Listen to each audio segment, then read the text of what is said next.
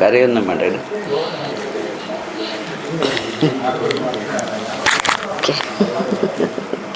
ശരി, എല്ലാം വേഗം സുഖമാവട്ടെ കേട്ടോ.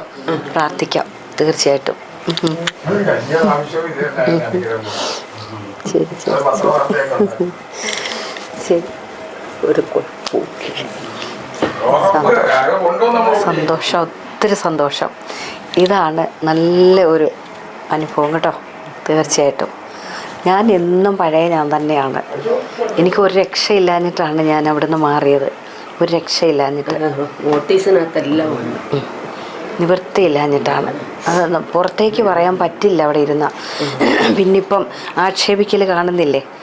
അമ്മയൊന്നും കേൾക്കുന്നില്ലായിരിക്കും, ചേച്ചിയൊന്നും ഇത് കേൾക്കുന്നില്ലായിരിക്കും. മൊബൈലിൽ വരുന്നത് എത്രമാത്രം ആക്ഷേപിക്കുന്നത്.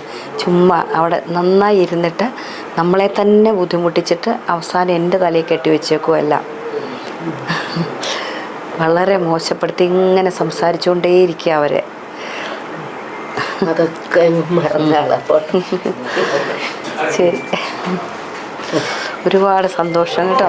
ഒത്തിരി സന്തോഷം, ഒത്തിരി സന്തോഷം. എനിക്ക് നമ്മളെപ്പോഴും ഇങ്ങനെയാന്നേ, ഒരു മാറ്റവും ഇല്ല. എവിടെ ഇരുന്നാലും ഞാൻ ഇങ്ങനെ തന്നെയാണ്.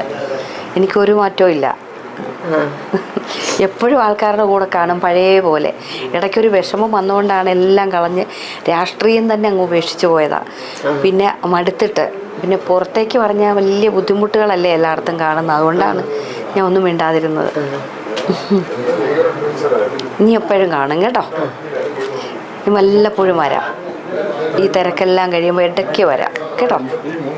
ഒന്ന് ഇറങ്ങിക്കോട്ടെ. ശരി